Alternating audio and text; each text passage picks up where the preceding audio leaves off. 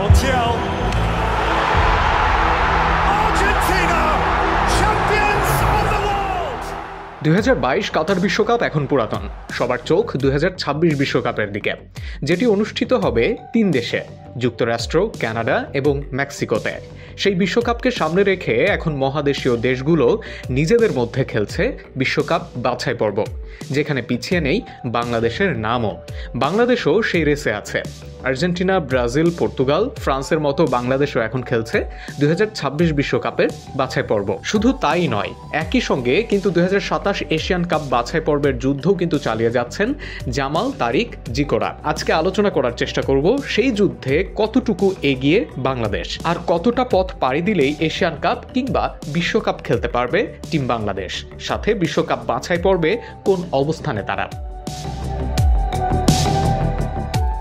বর্তমানে বাংলাদেশ খেলছে বিশ্বকাপ বাছাই পর্বে 4র্থ রাউন্ড, মানে এখান থেকে কোয়ালিফাই করলে বাংলাদেশ চলে যাবে 3য় রাউন্ডে। আর এইখানেই জামাল ভুঁইয়ার দল আছে অস্ট্রেলিয়া, লেবানন ও ফিলিস্তিনের গ্রুপে, কিন্তু সবার নিচে অবস্থান তাদের। তবে আশা ছিল বাংলাদেশ যদি ফিলিস্তিনের বিপক্ষে ম্যাচে ভালো করতে পারত তাহলে 2য় স্থানে চলে যেত, কিন্তু কুয়েতের মাটিতে প্রথম রাউন্ডের দেখায় বড় ব্যবধানে হারার পর বসুন্ধরা কিংস অ্যারেনায় ভালো পারফর্ম করেও শেষ মুহূর্তের গোলে হেরে যায় টিম বাংলাদেশ। তাই বলা চলে এখন অনেকটাই অনিশ্চিত হয়ে গেছে বাংলাদেশের জন্য। এর আগে অস্ট্রেলিয়ার বিপক্ষে বড় হারও কিছুটা ব্যাকফুটে ঠেলে দিয়েছে বাংলাদেশকে। তবে যদি কোনো মতে এখনো যে 2 ম্যাচ আছে সেই 2 ম্যাচে ভালো করতে পারে, তবে 2য় স্থানে যাওয়ার কিছুটা হলেও সুযোগ রয়েছে। আর বিশ্বকাপ বাছাইয়ের এই 4র্থ রাউন্ডের প্রতিটা গ্রুপের প্রথম 2 দল, মানে চ্যাম্পিয়ন ও রানার্স আপ, খেলবে বিশ্বকাপ বাছাই পর্বের 3য় ধাপে।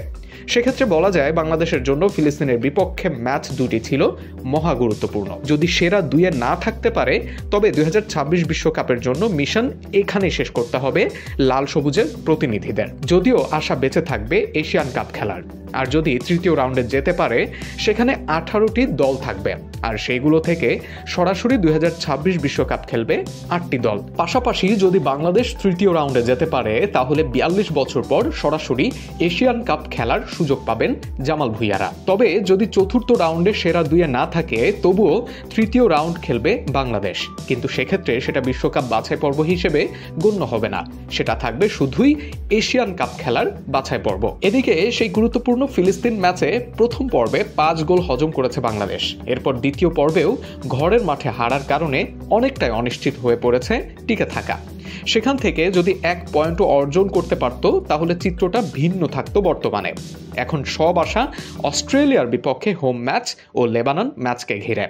লেবাননের বিরুদ্ধে যদি তাদের মাটিতেও অসাধ্য কিছু করে ফেলে বাংলাদেশ তাহলে তো কোনো কথাই নেই, যদিও সেটা করতে অবিশ্বাস্য কিছুই করতে হবে। তাই এখন বলা চলে বাংলাদেশ কোচের বিশ্বকাপ থেকে বেশি নজর এশিয়ান গেমসের বাছাইয়ের দিকেই। কেননা 3য় গ্রুপের সেরা 2 দল হিসেবে না উঠতে পারলেও এশিয়ান কাপের স্বপ্ন এখনো বেঁচে আছে। তাই ভক্তদের আশা ফিলিস্তিনের বিপক্ষে ব্যর্থতা ভুলে এখন সামনের দিকে চোখ রাখবে টিম বাংলাদেশ। আগামী ম্যাচগুলোতে যদি নিজেদেরকে উজাড় করে দিতে পারেন ফুটবলাররা তাহলে অসম্ভব বলে কিছুই থাকবে না এখানে। কেমন লাগলো ভিডিওটি, এবং বাংলাদেশ কি আসলে এএফসি এশিয়ান কাপ খেলতে পারবে, অথবা বাংলাদেশ কি চ্যাম্পিয়ন অথবা রানার আপ হয়ে বিশ্বকাপ কোয়ালিফায়ার 3য় রাউন্ডে উঠতে পারবে কিনা আপনার মতামত অবশ্যই কমেন্ট সেকশনে জানিয়ে দিন। চ্যানেলটিতে আপনি নতুন হলে অবশ্যই সাবস্ক্রাইব করে এক্ষুনি বেল আইকনটি ক্লিক করে রাখুন।